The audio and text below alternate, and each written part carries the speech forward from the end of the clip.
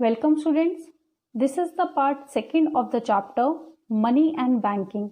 In the previous lesson we understood what is money, what are the functions of money, what are the measurements of money, and what are the barter system and what are the drawbacks of the barter system. In this, I am going to teach you the banking system in any country. Basically किसी भी country में जो bank हैं वो दो category में divided होते हैं. जैसे कि फर्स्ट टाइप के जो बैंक्स होते हैं these are the commercial bank, और जो सेकंड टाइप का है वो है हमारा सेंट्रल बैंक. कमर्शियल बैंक क्या होते हैं यूजुअली, जैसे कि आप एग्जाम्पल अगर मैं लूँ, एग्जाम्पल SBI, PNB और ICICI, HDFC. ये क्या है, ये हमारे सारे कमर्शियल बैंक हैं. So basically what are commercial banks? Commercial banks are the institutions that accept deposits and they advances loans to the general public. So basically कोई भी इंस्टीट्यूशन जो कि डिपॉजिट को एक्सेप्ट करता है या फिर लोगों को लोन देता है वो होते हैं हमारे कमर्शियल बैंक. कमर्शियल बैंक के अलावा हमारी कंट्री में सेंट्रल बैंक भी है. यूजुअली सभी कंट्री में एक सेंट्रल बैंक होता है. हमारी कंट्री का जो सेंट्रल बैंक है वो है RBI, that means reserve bank of India. So basically जो RBI है वो क्या है, it is a apex bank. That means central bank क्या होते हैं, central bank are the apex bank. And what is the function of central bank? Central bank controls the entire banking system in the country. किसी भी country में जो banking system है उनको control करने का जो काम है वो सेंट्रल बैंक करता है. जैसे कि हमारी कंट्री में इस तरह के जितने भी जो कमर्शियल बैंक हैं उनको कंट्रोल करने का जो काम है वो करता है सेंट्रल बैंक. तो बेसिकली जो सेंट्रल बैंक है वो एपेक्स बैंक है और ये सारे बैंकिंग सिस्टम को कंट्रोल करता है. हमारे इस वाले टॉपिक में हमको पहले ये समझना है, बिकॉज मैंने आपको प्रीवियस पार्ट में ये बताया था कि जो कमर्शियल बैंक है वो मनी क्रिएट करते हैं. That means these are the supplier of money. तो पिछले लेसन में हमने क्या पढ़ा था कि सप्लायर ऑफ मनी कौन कौन है. फर्स्ट है बैंकिंग सिस्टम और सेकंड है गवर्नमेंट. सो ये दोनों क्या है, ये हैं हमारे सप्लायर ऑफ मनी. तो ये मनी कैसे सप्लाई करते हैं बैंकिंग सिस्टम में, हम दोनों ही बैंक्स की बात करेंगे, कमर्शियल बैंक्स की एंड सेंट्रल बैंक की. तो पहले हम बात करते हैं कमर्शियल बैंक की. दैट मीन्स जो कमर्शियल बैंक है किसी भी इकोनॉमी में वो मनी कैसे क्रिएट करता है. So our first topic is process of credit creation by the commercial banks. So basically commercial banks are able to create credit in far excess of the initial deposit. That means उनके पास जितना भी initial deposit आता है, that is the deposit by the general public in the banks. That means जो भी initial deposit जो banks के पास आता है उस इनिशियल डिपॉजिट से भी ज़्यादा एक्सेस में जो कमर्शियल बैंक होते हैं वो इकोनॉमी में क्रेडिट क्रिएट करते हैं. That means they are creating money supply in the economy. वो कैसे करते हैं, वो ऐसे करते हैं कि because it is legally compulsory for the bank to keep certain minimum fraction of their demand deposit as reserve. That means जितने भी कमर्शियल बैंक होते हैं उनको अपना जो भी डिमांड डिपॉजिट आया है उसका कुछ जो परसेंटेज होता है उनको एज रिजर्व रखना पड़ता है with the RBI and with itself. So जो ये रिजर्व है वो इसको क्या बोलते हैं, इसको हम बोलते हैं लीगल रिजर्व रेशियो और LRR. दैट मीन्स जितना भी उनके पास डिमांड डिपॉजिट आया है उसका कुछ परसेंटेज जो बैंक है वो एज रिजर्व के तौर पे रखते हैं. बेसिकली जो LLR है ये LRR है ये हमारे दो टाइप के होते हैं. एक होता है CRR that means cash reserve ratio, और दूसरा होता है SLR that means statutory liquidity ratio. दोनों में डिफरेंस क्या है वो हम बाद में समझेंगे। पहले हम समझते हैं कि जो कमर्शियल बैंक जो है वो क्रेडिट कैसे क्रिएट करता है इकोनॉमी में। सो बेसिकली सबसे पहले जो कमर्शियल बैंक है उनके पास कुछ डिमांड डिपॉजिट्स आते हैं, that means these are the deposit that are deposited by the general public in the banking system. So basically जो डिमांड डिपॉजिट्स हैं जो कमर्शियल बैंक के पास आया है उसमें से कुछ जो परसेंटेज है वो बैंक जो है वो एज रिजर्व रख लेता है, और उस रिजर्व के अलावा वो कितना भी पैसा उसके पास बचा है उसके वो क्या करता है, लोन दे देकर वो क्या करता है, इकोनॉमी में क्रेडिट क्रिएट करता है। अगर हम सिंपल प्रोसीजर से समझें कि वो कैसे क्रिएट करता है तो प्रोसेस है उसका। प्रोसेस समझने से पहले हमको कुछ अजम्पशंस लेने पड़ेंगे, जैसे कि there is only one bank in the country and all the transactions are happening through the banking channels only. That means यहाँ पर कोई भी कैश ट्रांजेक्शन नहीं हो रहा है, और जितनी भी ट्रांजेक्शन्स हो रही हैं इकोनॉमी में वो सारी की सारी बैंकिंग चैनल्स के थ्रू ही हो रही है, और सिर्फ एक ही बैंक है, इसीलिए जो भी पैसा विड्रॉ हो रहा है या फिर जो भी पैसा इसमें डिपॉजिट हो रहा है या लोन दिया जा रहा है वो एक ही बैंक के थ्रू हो रहा है। तीसरा जो अजम्पशन हम यहाँ पर ले रहे हैं, हम ले रहे हैं लीगल रिजर्व रेशो है वो है 10%। दैट मीन्स कि जो 10% है वो कमर्शियल बैंक को अपने पास रिजर्व रखना पड़ेगा अपने पास, और या फिर सेंट्रल बैंक के पास रखना पड़ेगा, वो उसको रिजर्व रखना पड़ेगा, और जितना भी पैसा बचेगा इसके अलावा, रिजर्व रखने के अलावा, वो लोन की तरह लोगों को दे सकता है। That means they can advance loan by subtracting this reserve from that initial deposit.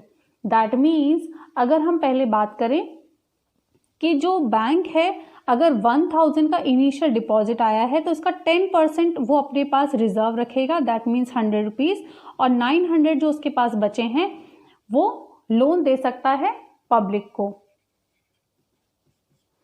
चलिए प्रोसीजर समझने की कोशिश करते हैं कि ये वर्क कैसे करता है।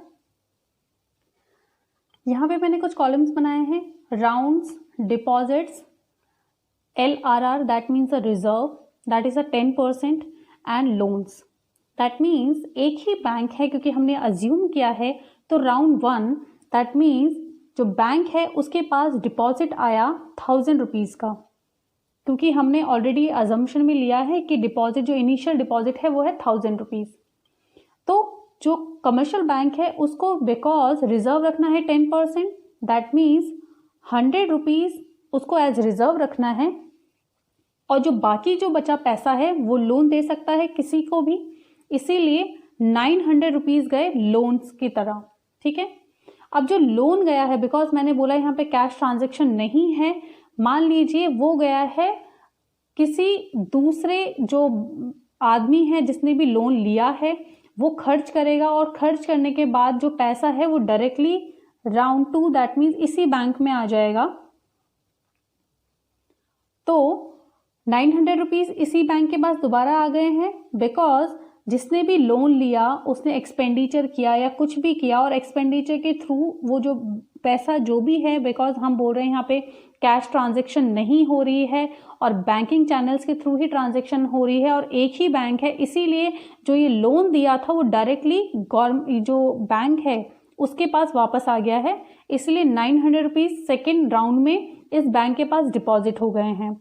अब 900 का जो 10% है वो क्या है 90 रुपीज़, दैट मीन्स 90 रुपीज़ इस बैंक को अपने पास रिजर्व रखना पड़ेगा, और कितने रुपए बचे जो वो लोन दे सकता है वो बने 810 रुपीज़।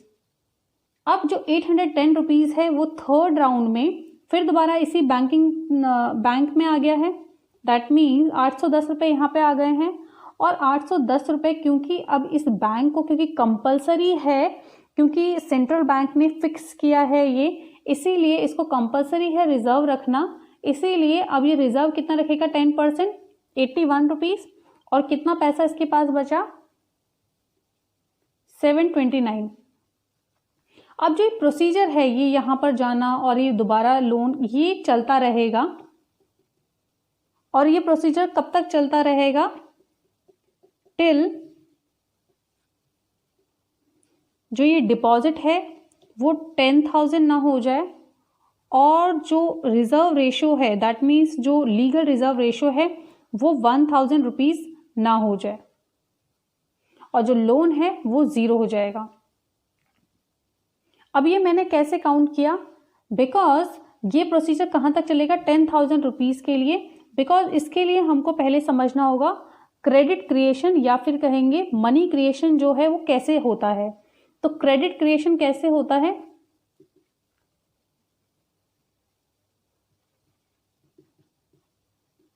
इसका एक फॉर्मूला है, initial deposit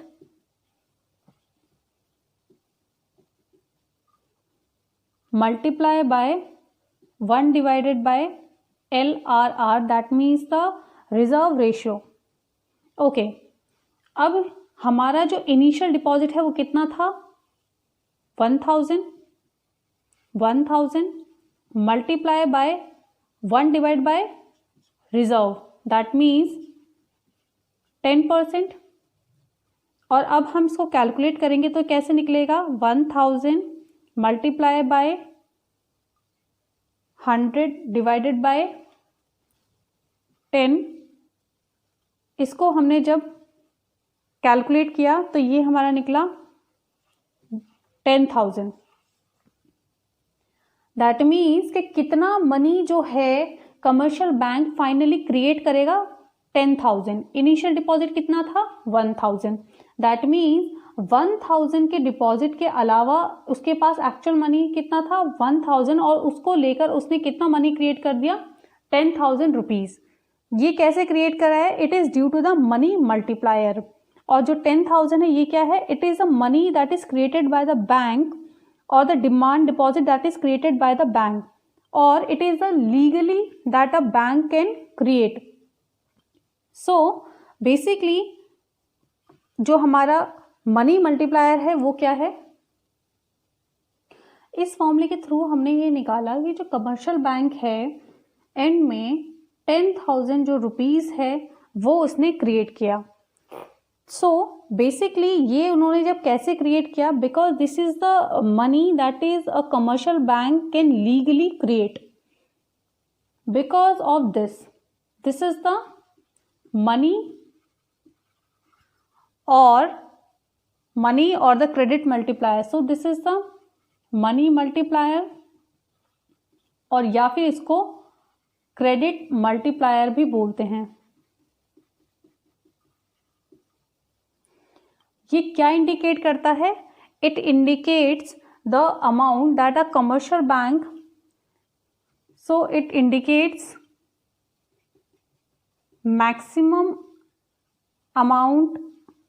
maximum amount of money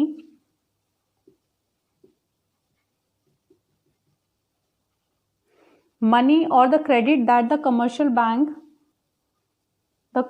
bank can legally create.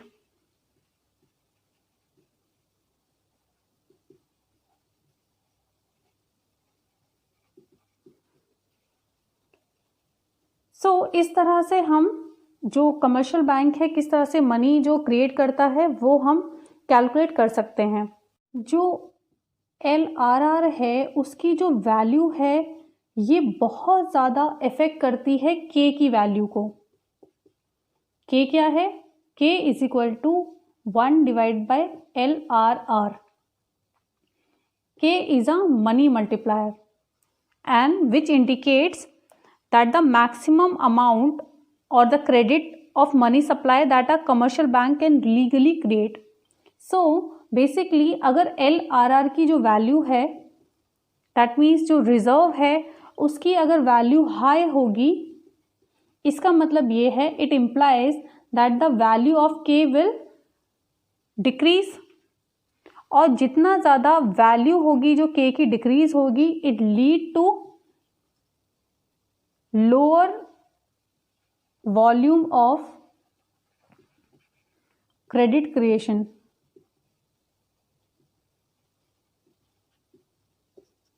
मतलब जितना ज़्यादा रिजर्व होगा जो कमर्शियल बैंक को रखना पड़ेगा, उतनी ज़्यादा जो के की वैल्यू होगी, दैट मीन्स जो मनी मल्टीप्लायर होगा वो डिक्रीज़ होगा, और जितना ज़्यादा मनी मल्टीप्लायर डिक्रीज़ होगा उतना ही इकॉनमी में जो मनी सप्लाई है उसका जो वॉल्यूम है वो डिक्रीज़ हो जाएगा। और अगर हम बात करें LRR जो है, अगर वो हमारा लो होगा, इसका मतलब ये है कि जो के की वैल्यू है वो इंक्रीज हो जाएगी, के इज़ अ मनी मल्टीप्लायर, और इसका मतलब ये है कि जो मनी सप्लाई है इकॉनमी में वो इंक्रीज हो जाएगी।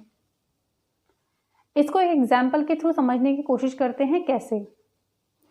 पिछले एग्जाम्पल में हमने लिया था कि जो रिजर्व रेशो की जो वैल्यू है वो हमने ली थी 10% ली थी, और जो इनिशियल जो डिपॉजिट जो हमने लिया था वो हमने लिया था 1000 रुपीज़। जब हमने 10% रिजर्व रेशो लिया और 1000 इनिशियल डिपॉजिट लिया, तो जो बैंक है उसने कितना मनी क्रिएट किया? It can create up to 10,000 rupees. मान लीजिए अगर हम जो रिजर्व है उसकी वैल्यू को हम 20% कर देते हैं, that means we are increasing the value of reserve ratio. So अब इसके बाद अगर जो रिजर्व है वो ज़्यादा हो जाएगा तो बैंक कितना मैक्सिमम क्रिएट कर सकता है? फॉर्मूला सेम रहेगा, initial deposit multiply by 1 divide by LRR, that means initial deposit हमने चेंज नहीं किया है, 1000 मल्टीप्लाई बाय 1 डिवाइड बाय 20%। अगर हम इसको कैलकुलेट करेंगे तो ये हम कैसे कैलकुलेट करेंगे? 100 डिवाइड बाय 20, और एंड में हमने अगर इसको निकालेंगे 5000। दैट मीन्स कि जितनी ज़्यादा हमने रिजर्व की वैल्यू को इंक्रीज़ किया, उतना ज़्यादा जो कमर्शियल बैंक है उसको अपने पास जो रिजर्व है वो रखना पड़ेगा। इसका मतलब ये है now they have very less amount of money that they can advance loans to the public. That means अब उनके पास लोन की जो वैल्यू है वो कम हो जाएगी। इसका मतलब ये है जो कमर्शियल बैंक है, अब जो पहले वो इनिशियली 10,000 रुपये क्रिएट कर सकता था, अभी वो सिर्फ 5,000 रुपीज़ ही क्रिएट कर सकता है। इसका मतलब ये है कि जो रिजर्व की जो वैल्यू होती है वो डायरेक्टली अफेक्ट करती है कि इकॉनमी में कितनी मनी सप्लाई होगी। और यहीं पे हम इसको 20% ना करके इसको अगर हम लेट्स से 5% कर देते हैं तो इकॉनमी में कितना वो क्रिएट कर सकता है, जो कमर्शियल बैंक है कितना क्रिएट कर सकता है? डायरेक्टली हम इसको निकालने की कोशिश करें तो 1000 multiply by 100 divide by 5 that means कि ये कितना क्रिएट कर सकता है? 20,000। दैट मीन्स डायरेक्टली ये एकदम से जंप हो गया है, जो मनी सप्लाई है इकॉनमी में वो इंक्रीज हो जाएगी। अब जो कमर्शियल बैंक है वो ज़्यादा मनी सप्लाई कर सकता है। ऐसा नहीं है कि जो मनी मल्टीप्लायर की जो वैल्यू है वो ही सिर्फ मनी सप्लाई है इकॉनमी में उसको अफेक्ट कर रही है, लेकिन जो मनी क्रिएशन है it also depends upon the CDR, that means the cash deposit ratio. So money creation also depends upon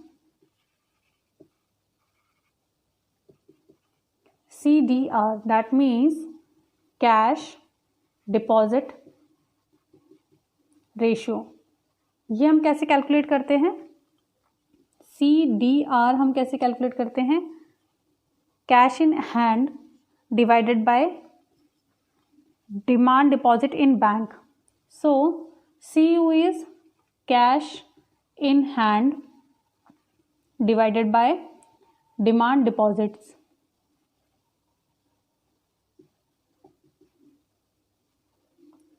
So basically cash in hand, अगर इसका जितना भी जो CDR है, अगर ये CDR है वो इंक्रीज हो जाता है it reflects that the liquidity preferences of the people. That means अगर CDI इंक्रीज हो जाता है, इसका मतलब ये है जो लोग हैं अपने हाथ में कैश रखना ज़्यादा प्रेफर करते हैं rather than depositing that money in the banking channel. That means कि जो भी बैंकिंग सिस्टम में वो डिपॉजिट करना नहीं प्रेफर करेंगे. तो इसका मतलब ये जैसे ही CDI इंक्रीज होगा, it reflects the liquidity preference of the people.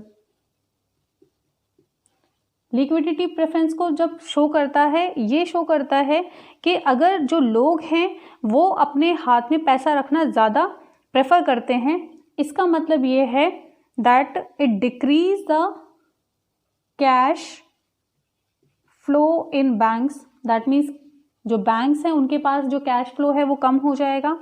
अगर उनके पास कैश फ्लो कम हो गया है, that means it decrease the credit creating capacity of the commercial bank. Credit creating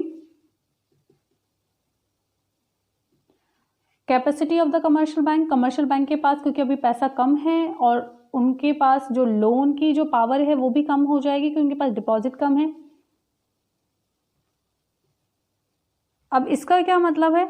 इसका मतलब ये है कि जैसे ही उनकी क्रेडिट क्रिएटिंग कैपेसिटी है जो बैंक की कम हो जाएगी, it lead to decrease in money supply.